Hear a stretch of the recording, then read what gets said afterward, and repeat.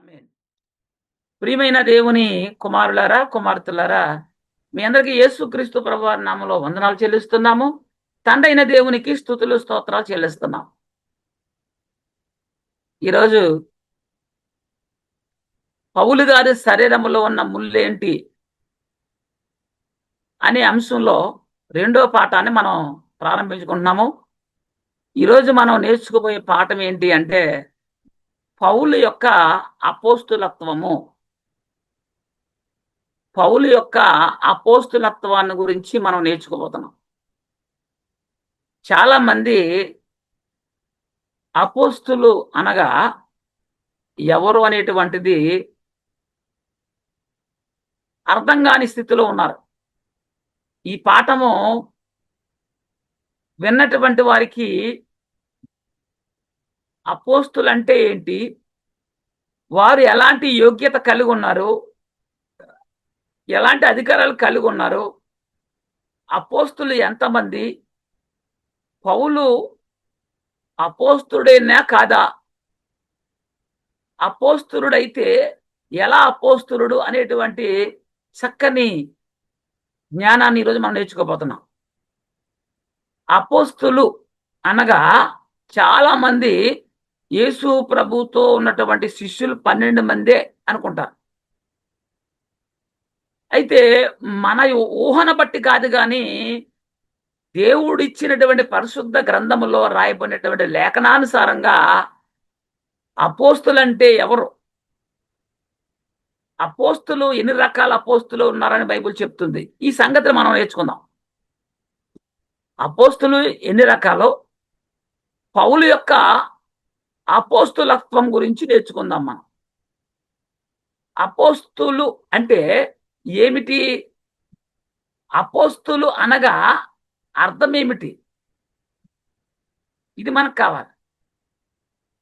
మనం నేర్చుకుపోయే ప్రతి మాట కూడా, యూబిఏ నుండి నేర్చుకున్న ప్రతి మాట కూడా లేఖనానుసారంగా ఉంటుంది, దేవుని జ్ఞానానుసారంగా ఉంటుందని మొదట మనం గ్రహించాలి. అయితే అపోస్తులు అనగా పంపబడిన వాడు అని అర్థం. బైబిల్ గ్రంథములో ఎన్ని రకముల అపోస్తులు ఉన్నారు. ఇదేంటండి, అపోస్తులు ఒక్కరే కదా, వాళ్ళు యేసు ప్రభుతో ఉన్నటువంటి శిష్యులు 12 మందే కదా అనుకుంటారు. మరి యేసు ప్రభుతో ఉన్న 12 మంది అపోస్తులు అయితే మరి పౌలు ఎవరు? ఇదంతా కూడా మనం తెలుసుకుందాం, నేర్చుకుందాం కూడా చాలా చక్కగా. అపోస్తులు అంటే అర్థం ఏంటి, అపోస్తులనగా ఏంటి అంటే పంపబడిన వాడు అని అర్థం. మరి బైబిల్ గ్రంథంలో ఎన్ని రకాల అపోస్తులు ఉన్నారు?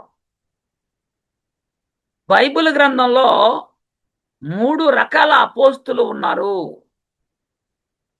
3 రకముల అపోస్తులు ఉన్నారని బైబిల్ గ్రంథం చెప్తుంది, అంటే దేవుడు చెప్తున్నాడు. అది అంటే పరిశుద్ధ గ్రంథంలో ఉన్న ప్రతి మాట దేవుని మాట. అది ఈ 3 రకముల అపోస్తుల గురించి తెలుసుకుందాం. మొదటిది, దేవుని చేత పంపబడిన అపోస్తులు. మొదటిది, దేవుని చేత పంపబడిన అపోస్తులు. 2, క్రీస్తు చేత పంపబడిన అపోస్తులు. 3, సంఘము చేత పంపబడిన అపోస్తులు. ఇలా అపోస్తులలో 3 రకముల అపోస్తులు ఉన్నారు అని పరిశుద్ధ గ్రంథం మనకు చెప్తుంది. అంటే అపోస్తులు అనగా మనం ఎలా అర్థం చేసుకోవాలి అంటే పంపబడిన వారు. ఈ పంపబడిన వారిలో దేవుని చేత పంపబడిన వారు ఉన్నారు, యేసుక్రీస్తు చేత పంపబడిన వారు ఉన్నారు, సంఘము చేత పంపబడిన వారు కూడా ఉన్నారు. అది ఇది ఎంతవరకు వాస్తవము అంటే యోహాను సువార్త 13వ అధ్యాయము 16వ వచనం చదువుదాం. మనము మాట్లాడుతూ ఉన్నామంటే అది పరిశుద్ధ గ్రంథంలో ఉండాలి. యూబిఏ మాట్లాడుతుంది అంటే ఖచ్చితంగా అది దేవుని జ్ఞానానుసారమైన మాటే అని ప్రతి ఒక్కరు కూడా నమ్మి తీరవలసిన అవసరం ఉంది. యోహాను సువార్త 13వ అధ్యాయం 16వ వచనం అంటాడు, దాసుడు తన యజమానుని కంటే గొప్పవాడు కాడు. వాస్తవమే కదా. దాసుడు ఎప్పుడు కూడా యజమాని కంటే గొప్పవాడు కాడు. తర్వాత పంపబడిన వాడు తన్ను పంపిన వాని కంటే గొప్పవాడు కాడని మీతో నిశ్చయంగా చెప్పుచున్నాను. పంపబడిన వారెవరు? పంపిన వారెవరు? పంపినవాడు తండ్రి దేవుడు ఆయన పరలోకంలో ఉన్నాడు. పంపబడిన వాడు భూలోకంలో ఉన్నాడు, యేసుక్రీస్తు కుమారుడు. అయ్యా నేను గొప్పవాడిని, పంపిన వాని కంటే పంపబడిన వాడు గొప్పవాడు కాడని చెప్తున్నాడు యూదులతో. ఇక్కడ పంపబడిన వాడు అనే మాట దగ్గర ఫుట్నోట్లో ఒక అంకి ఉంది బైబిల్లో. కింద చూస్తే దాని భావము అర్థం. పంపబడిన వాడు అనగా అపోస్తులుడు అని అర్థం అక్కడ ఉంది. అపోస్తులుడు అని అక్కడ ఫుట్నోట్లో రాయబడింది. ఇక్కడ పంపబడిన వాడు ఏమంటే అంటే అపోస్తులుడు. ఇది మనకు బాగా అర్థం కావాలి. అలాగే పంపబడిన వాడు అనగా అపోస్తులుడు, అపోస్తులుడు అనగా పంపబడిన వాడు అని మనం కరెక్ట్గా గుర్తుగా తెలుసుకోవాల్సిన అవసరం ఉంది. పంపబడిన వాడు అనగా అపోస్తులుడు, అపోస్తులుడు అనగా పంపబడిన వాడు. అది 2 కొరింథీ పౌలు కొరింథీలకు రాసిన 2వ పత్రిక 8వ అధ్యాయం 23వ వచనం. తీతు ఎవడని ఎవరైనా అడిగిన ఎడల అతడు నా పాలివాడును మీ విషయములో నా జత పనివాడునై ఉన్నాడనియు మన సహోదరులు ఎవరని అడిగిన ఎడల వారు సంఘముల దూతలను, చూడండి, సంఘముల దూతలు అక్కడ కూడా ఏమని రాయబడింది? అపోస్తులుడు అని రాయబడింది. క్రీస్తు మహిమయు అయి ఉన్నారని నేను చెప్పుచున్నాను అన్నాడు. ఈ వచనంలో కూడా సంఘము యొక్క దూతలు అని రాయబడిన చోట ఏమని రాయబడింది? పుట్టినట్లు అంటే అపోస్తులుడు అని రాయబడింది. అపోస్తులుడు అంటే పంపబడిన వాడు అంటే అపోస్తులుడు అని మనకి అర్థమైంది. మనం నేర్చుకున్నాం, తెలుసుకున్నాం కూడా, రుజువుతో సహా తెలుసుకున్నాం. అది ఊహ కాదు, ఎవరో తోసింది, ఊహించి చెప్పిన మాటలు కాదు ఇవి. అయితే మొదటిది అపోస్తులు 3 రకాలు కాబట్టి, మొదట దేవుని చేత పంపబడిన అపోస్తులు ఎవరో? దేవుని చేత పంపబడిన అపోస్తుల గురించి మనం చూసుకుంటే తెలుసుకోవాల్సిన అవసరం ఉంది. కాబట్టి దేవుని చేత పంపబడిన అపోస్తులు ఎవరు అంటే యేసుక్రీస్తు దేవుని చేత పంపబడిన అపోస్తులుడు. హెబ్రీ పత్రిక 3వ అధ్యాయము మొదటి 2 వచనాలు చూద్దాం. హెబ్రీ పత్రిక 3వ అధ్యాయము మొదటి 2 వచనాలు. ఇందువలన పరలోక సంబంధమైన పిలుపులో పాలు పొందిన పరిశుద్ధ సహోదరులారా అని ఉంది. ఇక్కడ పరిశుద్ధ సహోదరులారా అని ఉంది. ఉండి ఇక్కడ ఏమన్నాడు? ఇక్కడ ఇంకా మనం చూస్తే మనం ఒప్పు కొనేదానికి అపోస్తులుడును ప్రధాన యాజకుడైన, చూడండి, ప్రధాన యాజకుడైన యేసు మీద లక్ష్యముంచుడి అన్నాడు. అంటే యేసుక్రీస్తు ప్రధాన యాజకుడుగా, అపోస్తులుడుగా ఇక్కడ పరిశుద్ధాత్మ బోధలో చెప్పడం జరుగుతుంది. దేవుని ఇల్లంతటిలో మోసే నమ్మకముగా ఉంటున్నట్లు ఈయన కూడా తను నియమించిన వానికి నమ్మకముగా ఉండేనన్నాడు. ఇక్కడ యేసుక్రీస్తు అపోస్తులుడు అని ఉంది. అందుకే ఈ అపోస్తులుడన్న క్రీస్తుని తండ్రి దేవుడు పంపించాడు. అందుకే దేవుడు పంపగా వచ్చిన అపోస్తులుడు. 2, క్రీస్తు చేత పంపబడిన అపోస్తులు ఎవరు? మొదటి తండ్రి దేవుని చేత పంపబడిన అపోస్తులు అనగా యేసుక్రీస్తు అని మనం నేర్చుకున్నాం. 2వది క్రీస్తు చేత పంపబడిన అపోస్తులు. వీళ్ళెవరు అంటే చాలా మంది అనుకుంటున్నారు యేసు ప్రభు శిష్యులే కదా అని. ఎస్, కరెక్టే.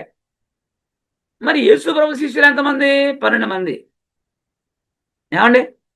మరి ఈ 12 మంది అపోస్తలుల పేర్లలో పౌలు గారి పేరుందా? పౌలు గారు ఉన్నారా అందులో? లేరు. దాన్ని కూడా నేర్చుకుందాం. ఈ 12 మంది శిష్యులు కూడా క్రీస్తు చేత పంపబడిన అపోస్తులు. యోహాను సువార్త 20 అధ్యాయము 21, 22. యోహాను సువార్త 21, 20 అధ్యాయము 21, 22 వచ్చిన. అప్పుడు యేసు మరలా మీకు సమాధానం కలుగునుగాక అని చెప్పి, తండ్రి నన్ను పంపిన ప్రకారము నేను మిమ్మల్ని పంపుచున్నాను. తండ్రి అయిన దేవుడు నన్ను పంపాడు పరలోకం నుంచి, భూలోకానికి వచ్చాను. ఇప్పుడు నేను మిమ్మల్ని పంపుచున్నాను. ఎవరిని? తన శిష్యుల్ని అని వారితో చెప్పాను. ఆయన ఈ మాట చెప్పి వారి మీద ఊది పరిశుద్ధాత్మను పొందుడి అని. అయితే నేను తండ్రి చేత పంపడిన ప్రకారంగా నేను మిమ్మును పంపుచున్నాను అన్న 2 ప్రశ్నలకు కూడా సమాధానం ఇక్కడ ఉంది. సంఘము చేత పంపబడిన అపోస్తులు కూడా బైబిల్ గ్రంథంలో ఉన్నారు. ఈ వచనంలో మనం క్రీస్తు చేత పంపబడిన అపోస్తుల గురించి తెలుసుకున్నాం. తన శిష్యుల్ని చెప్పాడు ఆయనతో, నేను పంపుతున్నాను, నన్ను తండ్రి పంపిన ప్రకారం నేను మిమ్మల్ని పంపుచున్నానని చెప్పాడు. అపోస్తుల కార్యాలు 11వ అధ్యాయము 22వ వచనం. ఇది సంఘం పంపిన అపోస్తులు 3. వారిని గూర్చిన సమాచారం యెరూషలేములోనున్న సంఘపు వారు విని బర్నబాను అంతియోకియ వరకు పంపిరి. బర్నబా చూడండి, బర్నబాను అంతియోకియ వరకు పంపిరని ఉంది. ఇక్కడ సంఘముల చేత పంపబడిన వాడు, సంఘపు వారు విని బర్నబాను అంతియోకియ వరకు పంపిరి అని ఉంది. అంటే క్రీస్తు చేత పంపబడిన అపోస్తులు 12 మంది. ఏమండి?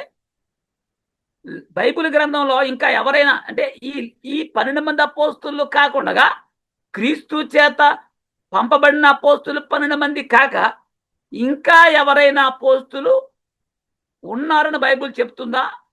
లేక ఇంకా బైబిల్ గ్రంథంలో ఇంకా ఎవరైనా ఉన్నారా? ఇది మనం చూడాలి. ఈ 12 మంది అపోస్తులు కాక లేక ఈ 12 మంది అపోస్తులేనా ఇంకా ఎవరైనా బైబిల్లో అపోస్తులు ఉన్నారా? చాలా మంది 12 మందే అనేస్తారంతే. ఈ 12 మంది శిష్యులు కాక క్రీస్తు చేత పంపబడిన శిష్యుడు ఒకడున్నాడు. ఈ 12 మంది కాక ఈ 12 మందిని పంపించి క్రీస్తే, యేసుక్రీస్తు చేతనే వీరు పంపబడ్డారు. వీరే కాకుండా మరొక వ్యక్తిని కూడా యేసుక్రీస్తు పంపించాడు. మరొక వ్యక్తి యేసుక్రీస్తు చేత పంపబడి ఉన్నాడు. ఆ వ్యక్తే అపోస్తుడైనటువంటి పౌలు. ఈ అపోస్తుడైనటువంటి పౌలు ఎప్పుడు నియమించబడ్డాడు? ఎప్పుడు పంపబడ్డాడు? ఎప్పుడు పిలువబడ్డాడు? ఎప్పుడు పంపబడ్డాడు? అపోస్తులతో ఉన్నాడా? సిలువ ఎక్కక ముందు ప్రభుతో ఉన్నాడా అంటే లేడు. ఎప్పుడు పిలువబడ్డాడు? అపోస్తుల వలె శరీరధారిగా ఉన్నట్టు పిలువబడ్డా? లేదు. పునరుద్ధరణుడు లేచిన తర్వాత పిలువబడ్డాడు. ఇది యేసుక్రీస్తు శరీరములో జీవించిన కాలంలో కాదు, శరీరములో జీవించిన కాలంలో 12 మందిని పిలిచాడు. మరి క్రీస్తు మృతులలో నుండి లేపబడిన తర్వాతే పౌలు పిలువబడ్డాడు, పంపబడ్డాడు. అది క్రీస్తు అపోస్తులు ఎంతమంది అంటే 12 మంది అంటారు. మరి ఈ 12 మంది శిష్యులలో నుండి ఇస్కరియోతు యూదా అనేవాడు తప్పిపోయాడు. మరి ఇస్కరియోతు యూదాకు ప్రతిగా ఎవరన్నా వాళ్ళు జాయిన్ చేసుకున్నారా? జాయిన్ చేసుకుంటే ఎలా చేసుకున్నారు వాళ్ళు అంటే 11 మందే ఉన్నారు. ఇస్కరియోతు యూదా తప్పిపోయాడు కాబట్టి ఇస్కరియోతు యూదా స్థానంలో మరొక వ్యక్తిని వారు ఎన్నుకున్నారు. ఎలా నియమించారు వాళ్ళు? అపోస్తుల కార్యాలు 1వ అధ్యాయం 23 నుంచి 26 వరకు చదువుదాం. అప్పుడు వారు యూస్తు అను మారు పేరు గల బర్సబ అనబడిన యోసేపు, చూడండి, యూస్తు అనే మారు పేరు గల బర్సబ అనబడిన యోసేపు, 2 మత్తియా, మత్తియా అను ఇద్దరు నిలబెట్టారు. వాళ్ళు ఎవరో 11 మంది అపోస్తులు నిలబెట్టి ఏం చేశారు? ప్రార్థన చేస్తున్నారు.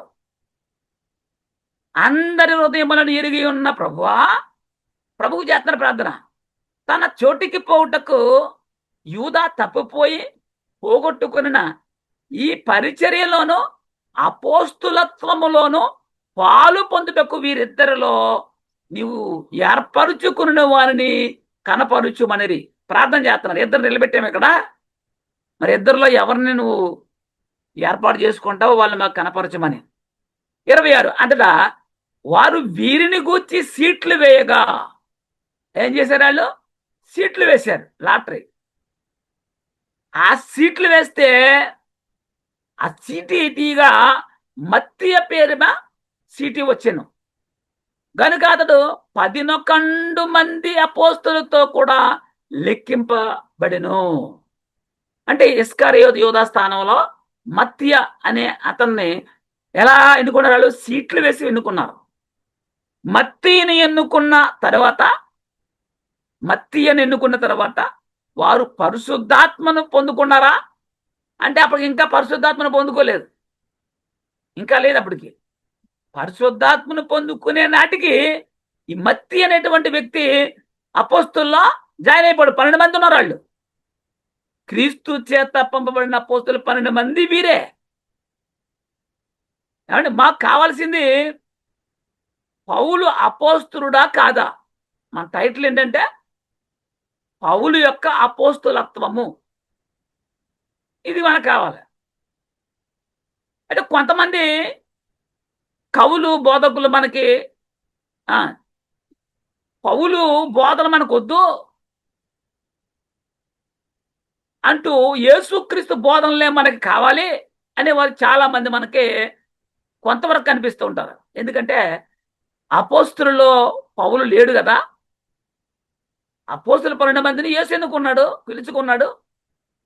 ప్రభుతో పాటుగా 3.5 సంవత్సరాలు వారు కూడా సావాసం చేసి ఉన్నారు. కాబట్టి పౌలు అలా లేడు కదా, కాబట్టి పౌలు బోధలు మనకు వద్దు అనేవారు కూడా ఉన్నారు. యేసుక్రీస్తు వెనుక తిరిగిన వారు 12 మందే ఉన్నారు. వారి బోధ మనకు ఎందుకు ఏమండి అనేవారు కూడా 12 మంది అపోస్తుల బోధ కూడా మనకు ఎందుకు లేనేవారు కూడా ఉన్నారు. యేసుక్రీస్తు బోధ ముఖ్యం కానీ వీరు బోధ మనకు ముఖ్యం కాదనేవారు ఉన్నారు. ఇది యేసు ప్రభు మాటలే మనకు ముఖ్యం, ఆయన శిష్యుల మాట మనకెందుకు అనేవారు. ఇప్పుడే కాదు, మొదటి శతాబ్ద కాలంలోనే పౌలు యొక్క అపోస్తులత్వాన్ని శంకించిన వారు చాలా మంది ఉన్నారు. అక్కడ పౌలు గారిని అపోస్తులుగా ఒప్పుకోలేదు.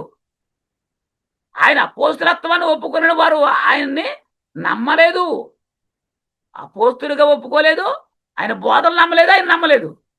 అందుకే పౌలు తాను కూడా అపోస్తులనే అని నిరూపించుకోవడానికి చాలా ప్రయత్నం చేసినట్లుగా మనకి పత్రికల పాఠాలు చెప్తున్నాయి, లేఖనాలు చెప్తున్నాయి.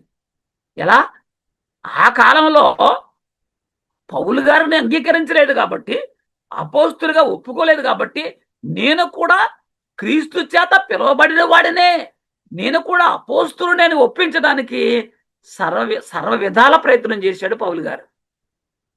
అపోస్తులను అయినటువంటి పౌలు సౌలుగా ఉన్నప్పుడు ఆయన ప్రభు పిలుస్తున్నట్టు మనం చూడగలుగుతాం. సౌలుగా ఉన్నప్పుడు ప్రభువు పిలిచాడు. అపోస్తుల కార్యాలు 9వ అధ్యాయము 15 నుంచి 18 వరకు చదువుదాం. అందుకు ప్రభు, నీ వెళ్ళుము, అన్యజనుల ఎదుటను రాజుల ఎదుటను ఇశ్రాయేలుల ఎదుటను నా నామం భరించుటకు ఇతడు నేను కొనిన సాధనమై ఉన్నాడు. ఎవరితో ప్రభు మాట్లాడుతున్నాడు ఇక్కడ? అననీయ, ఇతడు నా నామము కొరకు ఎన్ని శ్రమలను అనుభవించవలనో నేను ఇతను చూపుతుందని అతనితో చెప్పాను. అననీయ వెళ్ళి ఆ ఎంట ప్రవేశించి అతని మీద చేతులుంచి, సౌలా, సహోదరుడా, నీ వచ్చిన మార్గములో నీకు కనబడిన ప్రభువైన యేసు నీవు దృష్టి పొంది పరిశుద్ధాత్మతో నింపబడినట్లు నన్ను పంపి ఉన్నాడని చెప్పెను. అప్పుడే అతని కన్నుల నుండి పొరల వంటివి రాలగా దుష్టు కలిగి లేచి బాప్తిస్మం పొందెను. తరువాత ఆహారం పుచ్చుకొని బలపడినను ఉంది అక్కడ.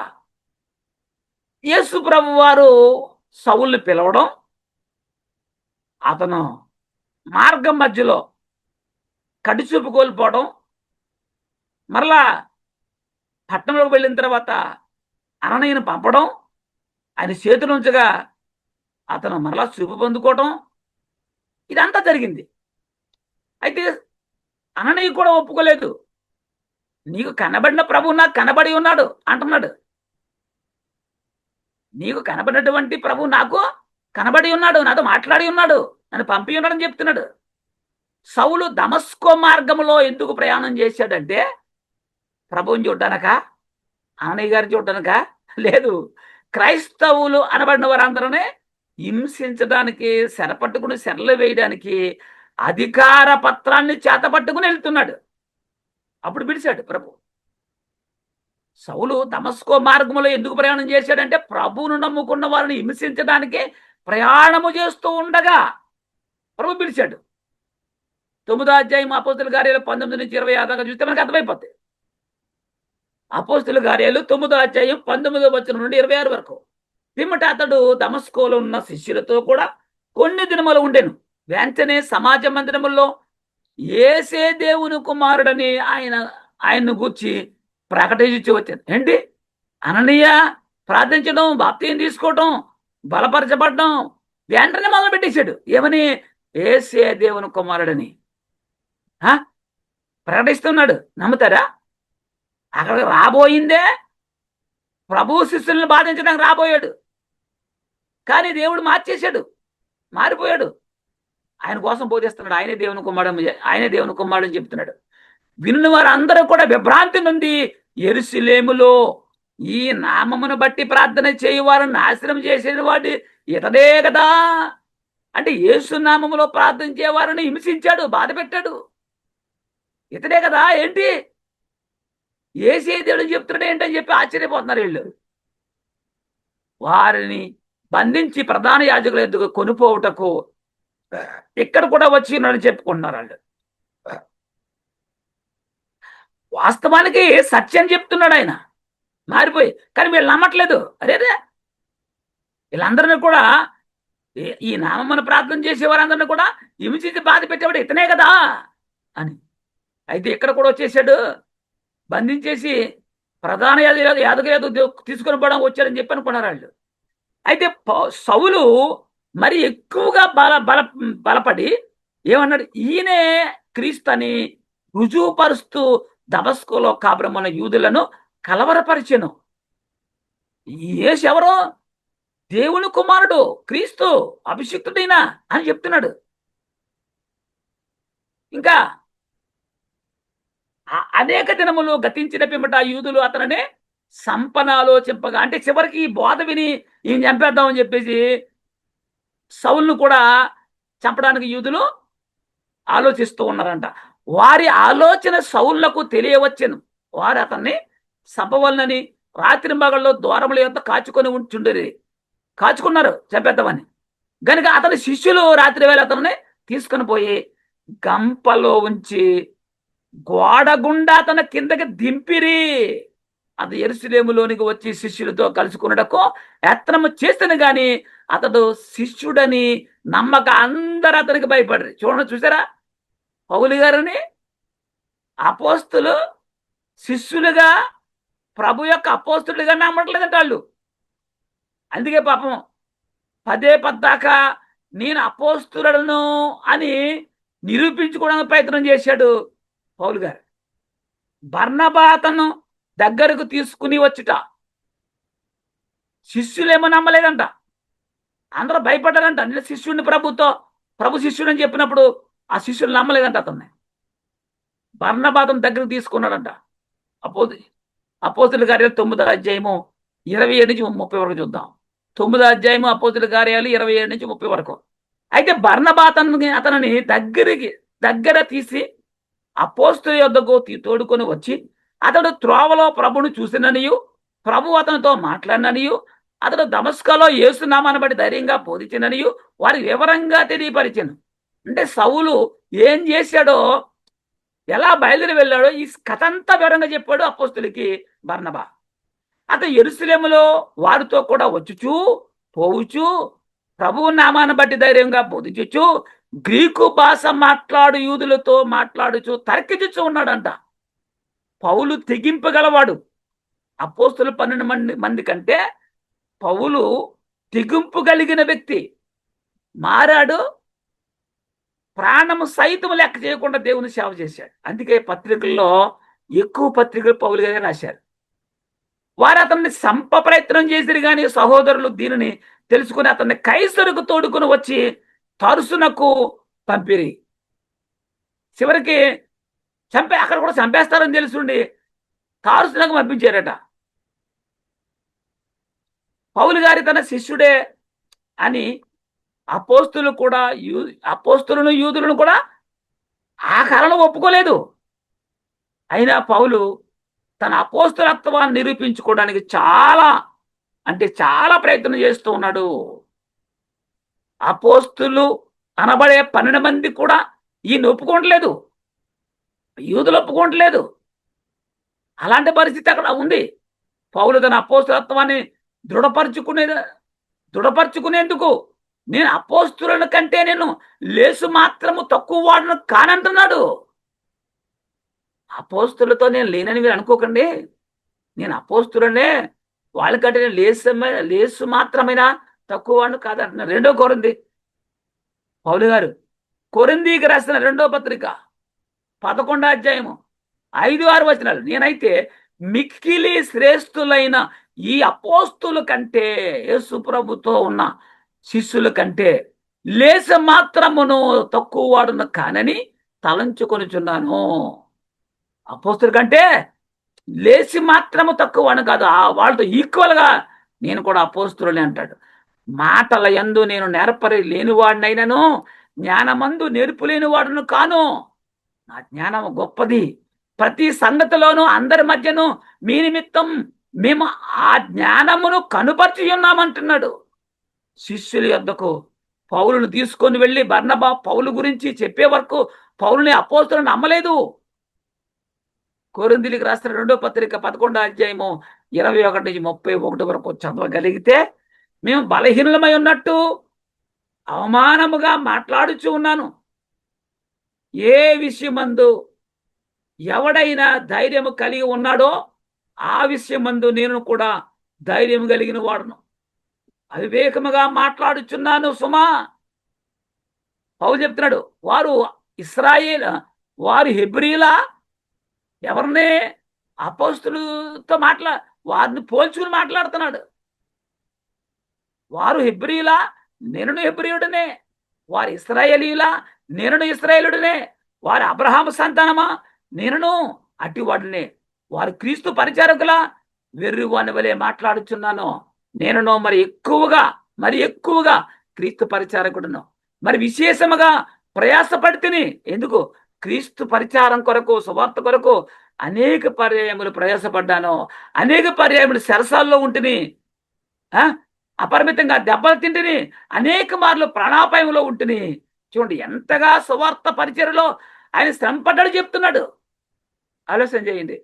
యూదుల చేత 5 మారులు ఒక్కటి తక్కువ 40 దెబ్బలు తింటిని, 3 బెత్తములతో కొట్టబడి తిని, ఒక్కసారి రాళ్లతో కొట్టబడి తిని, 3 ఓడ బద్దలై శ్రమపడి తిని, ఒక రాత్రి ఎంబగళ్ళు సముద్రంలో గడిపి తిని, అనేక పర్యాయములు ప్రయాణములోను, నదుల వలనైన ఆపదలోను, దొంగల వలనైన ఆపదలోను, నా స్వజనులైన వారి వలనైన ఆపదలోను, అన్యజనుల వలనైన ఆపదలోను, పట్టణములో ఆపదలోను, అరణ్యములో ఆపదలోను, సముద్రములో ఆపదలోను, కపట సహోదరుల వలనైన ఆపదలో ఉంటిని. దేవుని క్రీస్తు యొక్క పరిచర్య చేయుట్లో ఎంతగా శ్రమ పడ్డాడో చెప్తున్నాడు. వారికంటే అధికముగానే శ్రమ పడ్డాడని చెప్తున్నాడు. నిజం. ప్రయాసముతోనూ కష్టముతోనూ తరచుగా జాగారములతోనూ ఆకలి దప్పులతోనూ తరచుగా ఉపవాసములతోనూ చలితోనూ దిగంబరత్వముతోనూ ఉంటేనే ఇంకను చెప్పవలసినవి అనేకములు ఉన్నాయంట. ఎంత అండి అద్భుతం! నిజంగా పౌలు గారు చేసినటువంటి అపోస్తులత్వాన్ని నిరూపించుకోవడానికి చెప్తున్నాడు. ఇవియునుగాక సంఘములన్నింటినీ గూర్చి చింతయు కలదు నాకు, ఈ భారము దినదినము నాకు కలుగుచున్నది. ఎవడైనను బలహీనుడైనా నేను బలహీనుడను, కానా ఎవడైనను తుట్టుపడినా నాకును మంట కలగదా? అతిశయపడవలసి ఉంటే నేను నా బలహీనత విషయమైన సంగతులను గూర్చి అతిశయపడుతున్నట్టున్నాడు. నేను అబద్ధం ఆడట్లేదని నిరంతరము స్తుతించబడుతున్నా మన ప్రభువు యేసు యొక్క తండ్రి దేవుడు ఎరుగును అంటున్నాడు. పౌలు తను పొందిన శ్రమలను గురించి చెప్పాడు. ఇవన్నీ కూడా ఎందుకు శ్రమలు? స్వార్థ పని కొరకు. ఇవన్నీ కూడా పౌలు ఎందుకు చెబుతున్నాడు అంటే, వారు పౌలు యొక్క అపోస్తులత్వాన్ని ఒప్పుకోనట్లేదు కాబట్టే అపోస్తుల కంటే అధికంగా నేను ప్రయాసపడ్డాను, ఎక్కువగా ఇదిగో ఇలా ప్రయాసపడ్డానని చెప్తున్నాడు. పౌలు కొరింథీయులకు రాస్తున్న మొదటి పత్రిక 15వ అధ్యాయంలో 5 నుంచి 9 వరకు చదువుకుందాం. ఆయన కేపాకును తర్వాత 12 కనబడెను. అటు పిమ్మట 500కు ఎక్కువైన సహోదరులకు ఒక్క సమయమందే కనబడెను. వీరిలో అనేకులు ఇప్పటికీ నిలిచి ఉన్నారు, కొందరు నిద్రించిరి. తర్వాత ఆయన యాకోబునకును అటు తర్వాత అపోస్తులకి అందరికీ కనబడెను. చూడండి, అప్పుడు జరిగినటువంటి సందర్భాన్ని చెప్తున్నాడు. తర్వాత అందరికీ కడపట అకాలమందు, చూడండి, అందరికీ కడపట ఆ కాలమందు పుట్టి ఉన్న నాకును కనబడను. చివరిలో ఇంకా పౌలు గారు కనబడిన తర్వాత ఇంకెవరు కనపడలేదు. ఆయన సౌలుగా ఉన్నప్పుడు కనిపించాడు కదా, అందరికీ కడపట ఆకాలమందు పుట్టినట్టున్న నాకును కనబడను. ఏనగా నేను అపోస్తుల అందరిలో తక్కువ వాడను. అంటే వీళ్ళు చాలా మంది అపోస్తులు కంటే తక్కువ వాడని చెప్పుకున్నాడు కదా ఆయన. కాబట్టి పౌలు అపోస్తులు కాదు అని ఆయన ఒప్పుకున్నాడు కదా అని.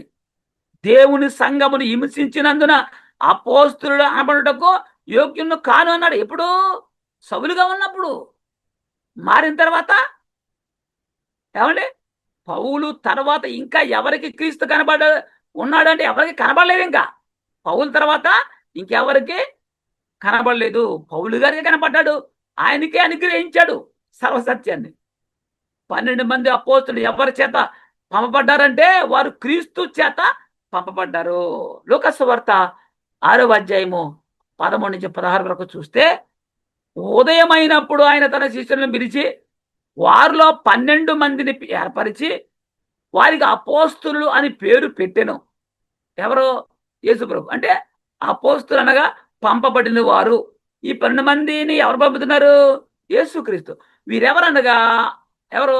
ఈ 12 మంది అపోస్తులు ఎవరంటే, ఆయన ఎవనికి పేతురను మారు పేరు పెట్టెనో ఆ సీమోను, అతని సహోదరుని ఆంద్రేయ, యాకోబు, యోహాను, ఫిలిప్పు, బర్తులోమయ, మత్తయి, తోమా, అల్ఫయి కుమారుడిని యాకోబు, జెలోతే అనబడిన సీమోను, యాకోబు సహోదరుడిని యోధ, ద్రోహియగు ఇస్కరియోతు యోధ అనువారు 12 మంది అపోస్తులు, క్రీస్తు చేత పంపబడిన వారు. ఇందులో పౌలు పేరు ఉండదు.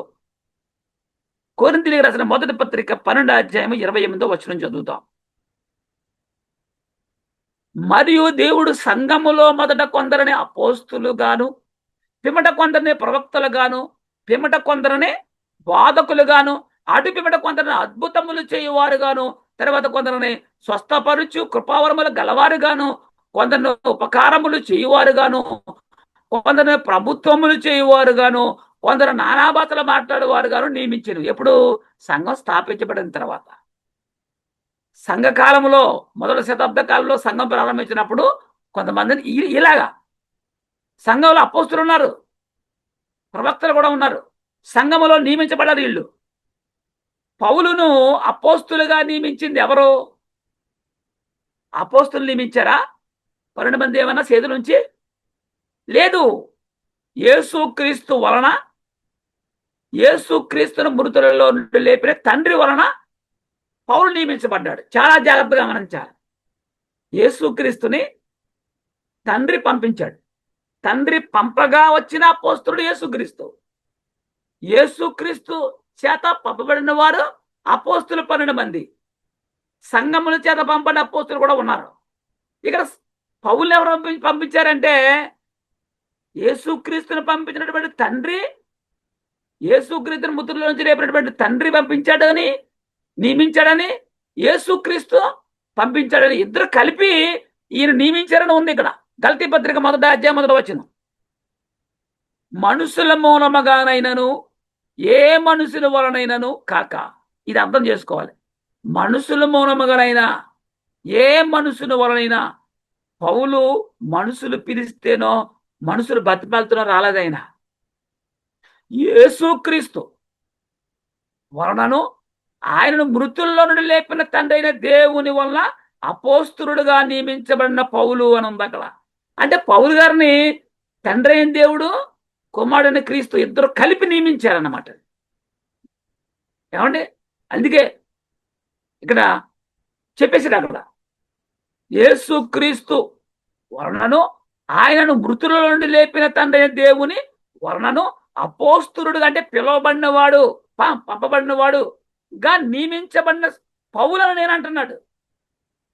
పౌలు యేసుక్రీస్తు వలనను ఆయన తండ్రి అయిన దేవుని వలనను అపోస్తులుడుగా నియమించబడి ఉన్నాడు. అప్పుడు పౌలును అపోస్తుడుగా ఒప్పుకుంటా లేదు, అప్పుడు ఒప్పుకోలేదాళ్ళు 12 మందిలో లేడు కదా. కానీ ఈయన ఎవరు పంపించారు? ఈయనంటే క్రీస్తు పంపించాడు. తండ్రి క్రీస్తు ఇద్దరు కలిపి పంపించారని చెప్తున్నాడు. అప్పుడు పౌలును అపోస్తులుగా ఒప్పుకోవటలేదు. కాబట్టి నేను అపోస్తులత్వాన్ని కలిగి ఉన్నానంటున్నాడు. గలతీ పత్రిక 1వ అధ్యాయం 11, 12 ఏమన్నాడు? సహోదరులరా, నేను ప్రకటించిన సువార్త మనుషుని యోచన ప్రకారమైంది కాదని మీకు తెలియజెప్పుచున్నాను. ఎవరో మనుషులు యోచన అంటే మనుషుల ఆలోచన ప్రకారంగా నేను బోధ చేయట్లేదు. చెప్తున్నాడు. ఏమన్నాడు అక్కడ? మనుషుని వల్ల దాన్ని నేను పొందలేదు. ఏ మనుషుల వల్ల నేను దాన్ని పొందలేదు. నాకెవడునో దాన్ని బోధింపలేదు. ఎంత అద్భుతం అండి! ఏ మనుషుని వల్ల దాన్ని నేను పొందలేదు, నాకెవడను దాన్ని బోధింపలేదు. కానీ యేసుక్రీస్తు బయలుపరచుట వల్లనే అది నాకు లభించింది. యేసుక్రీస్తు బయలుపరిస్తే పౌలు అందుకున్నాడు, విన్నాడు. అది మనుషుల వల్ల నేర్చుకోలేని చెప్తున్నాడు పౌలు. నేను ప్రకటించిన సువార్త మనుషుల దగ్గర నుండి నేను నేర్చుకున్నది కాదు, అది యేసుక్రీస్తు బోధించుడు చేత అది నాకు లభించినది అని అంటున్నాడు ఆయన. గలతీ పత్రిక 1వ అధ్యాయం 13 నుంచి 19 వచనం వరకు చదువుదాం. గలతీ పత్రిక 1వ అధ్యాయం 13 నుంచి 19 వరకు. పూర్వమందు యూదా మతస్థున్నై ఉన్నప్పుడు నేను దేవుని సంఘమును అపరిమితముగా హింసించి నాశనం చేయించు నా పితరుల పారంపరాచారమందు విశేష శక్తి గలవాడనై నా స్వజాతీయులలో నా సమాన వయస్కులైన అనేకుల కంటే యూదుల మతములో అత్యధికము నొంది తినని. ఏమండి? నా నడవడిని గూర్చి మీరు వింటిరి. అంటే సౌలుగా ఉన్నప్పుడు ఎలా బతికాడో చెప్తున్నాడు. అయినను తల్లి గర్భమునందు పడినది మొదలుకొని నన్ను ప్రత్యేకపరిచి తన కృపచేత నన్ను పిలిచిన దేవుని నేను అన్యజనుల్లో తన కుమారుని ప్రకటించవలనని. ఎక్కడ? అన్యజనుల్లోనంట. దేవుడు లేని ప్రజలుగా ఉన్నటువంటి అన్యజనులకి సువార్తకుడిగా పౌలు కోరుకున్నాడు. ఎన్నుకున్నాడు. ఆయనను నా యందు బయలుపరపను అనుగ్రహించినప్పుడు మనుషు మాత్రులతో నేను సంప్రదింపలేదు, ఎవరితో మాట్లాడలేదు, ఎవరితో డిస్కషన్ చేయలేదు అన్నాడు. నాకంటే ముందుగా అపోస్తులైన వారి వద్దకు యెరూషలేముకైనా నువ్వు వెళ్ళలేదు. చూసారా? దేవుని శిష్యులైన అపోస్తుల వద్దకు కూడా వెళ్ళలేదు అంటున్నాడు. కానీ వెంటనే ప్రభు మాట్లాడటం, బాప్తిసం తీసుకోవటం, దేవుని పనిలోకి వెళ్ళిపోయాడు. అరేబియా దేశములకు వెళ్ళి తిని పిమ్మట దమస్కో పట్టణమునకు తిరిగి వచ్చి తిని అటు పైన 3 సంవత్సరములు అయిన తర్వాత కేపాను పరిచయం చేసుకొనవల్లని యెరూషలేముకి వచ్చి అతనితో కూడా 15 దినాలు ఉంటినంటాడు. ఆల్రెడీ సువార్త ప్రకటించడం మొదలు పెట్టేశాడు. అప్పుడు పేతురు ఎద్దుకు వచ్చాడు. 10 దినాలు, 15 దినాలు, 15 దినాలు ఉన్నాడంట అతను. అపోస్తుల కంటే చాలా ఫాస్ట్గా, కష్టతరమైనా సరే కానీ హింసను, శ్రమను లెక్క చేయకుండా దేవుని పనిచేశాడు. 19 అతనిని తప్ప ఎవరు అపోస్తుల్లో ఒక కేపాను, పేతురును తప్ప అపోస్తుల్లో మరి ఎవరిని నేను చూడలేదు అంటున్నాడు. ఎలా నేర్చుకున్నాడు మరి అంతా? ప్రభు. కానీ ప్రభు యొక్క సహోదరుని యాకోబుని మాత్రం చూసిదని. అంటే యేసు ప్రభు సహోదరుడు, శిష్యుల్లో ఒకడు యాకోబు, ఆయన చూసి తిని అన్నాడు. గల్తీ పత్రిక 2వ అధ్యాయము 6 నుంచి 9 వరకు చదువుకుందాం. గల్తీ పత్రిక 2వ అధ్యాయం 6 నుంచి. ఎన్నికైన వారిగా ఎంచబడిన వారి యొద్దకు నేనేమీ నేర్చుకోలేదు. ఎన్నికైన వారంటే ఎవరో? అపోస్తులు. నేను ఆ దగ్గరికి వెళ్ళి నేనేమీ నేర్చుకోలేదు.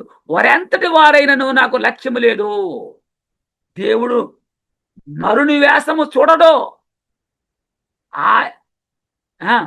ఆ ఎన్నికైన వారు నాకు ఏమీ ఉపదేశింపలేదు.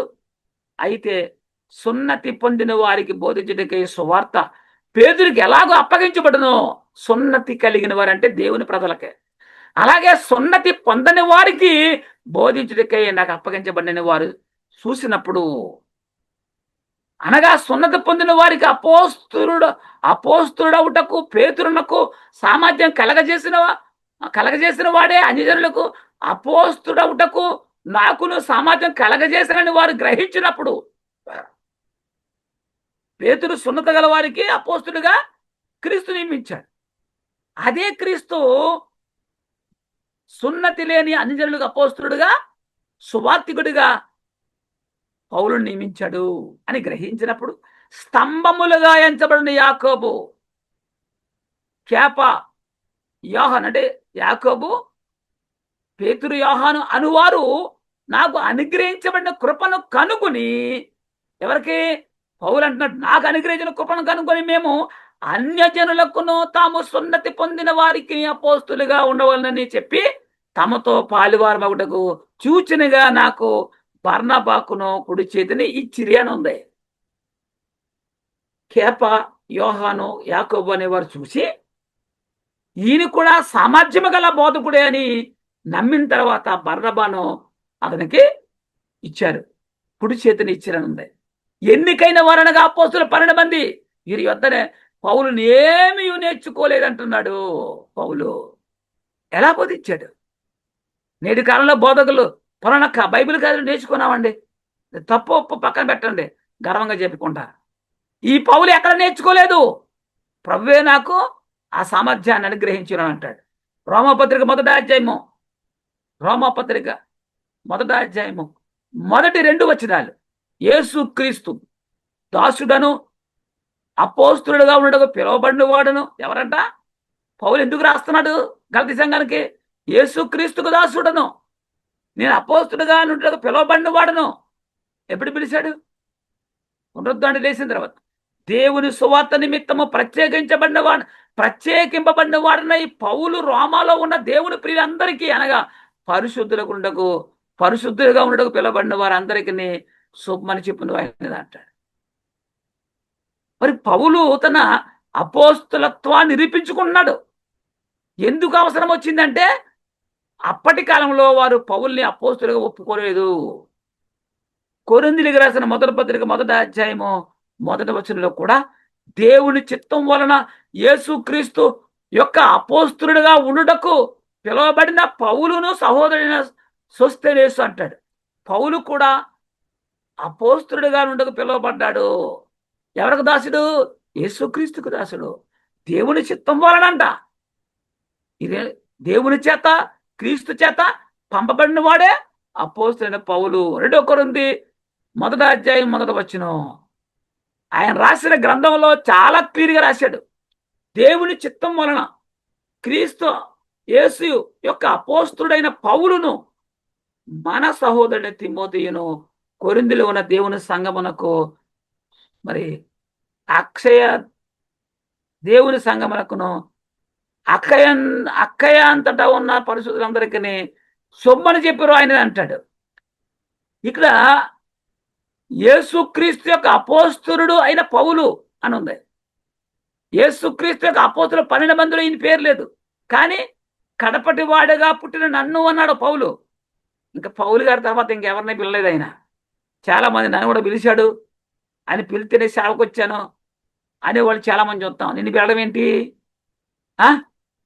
నేను అపోస్తలుడుగా ఉండడానికి పిలువబడిన వాడిని అంటున్నాడు పౌలు.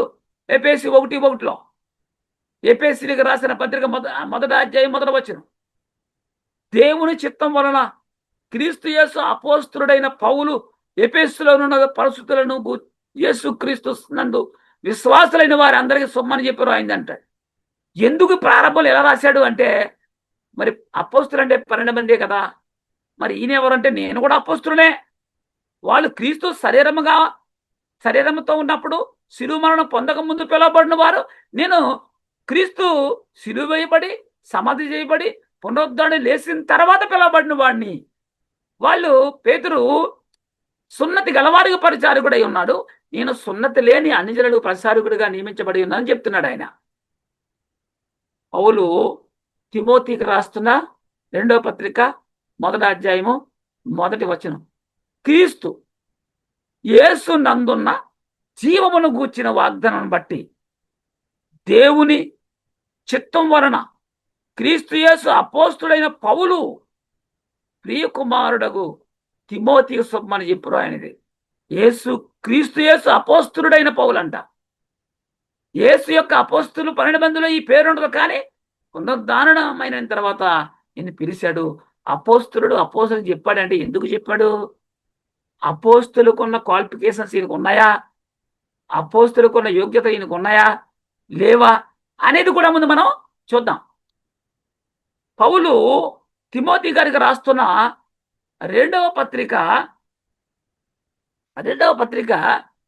2వ అధ్యాయము 6-7 వచ్చిన. పాటుపడే వ్యవసాయకుడే మొదట పొలములో పాలు పుచ్చుకొనవలసిన వాడు, నేను చెప్పు మాటలు ఆలోచించుకొను అని అన్ని విషయముల యందు ప్రభువు నీకు వివేకమును అనుగ్రహించును అన్నాడు. పౌలు కొత్తగా వచ్చాడు కదా, అతను ఎలా అపోస్తుడు అవుతాడని చాలా మందికి డౌట్ ఉంది. అపోస్తుడు అనగా యేసుతో ఉన్నవారు అని ఒక యోగ్యత. మరి ఈయన లేడు కదా, ఎలా అపోస్తుడు అవుతాడు? ఎలా యేసుతో ఉన్నాడు? ఎప్పుడు యేసుతో ఉన్నాడు? ఎప్పుడు చూడలేదు కదా అనే డౌట్ కూడా వారికి ఉంది. అపోస్తుల కార్యాలు 9వ అధ్యాయము 12-15 దాకా చదువుకున్నాం. 12 అతను అననీయాను ఒక మనుషుడు లోపలికి వచ్చి తాను దృష్టి పొందినట్లు తన మీద చేతులుంచడం చూసి ఉన్నాడని చెప్పాను.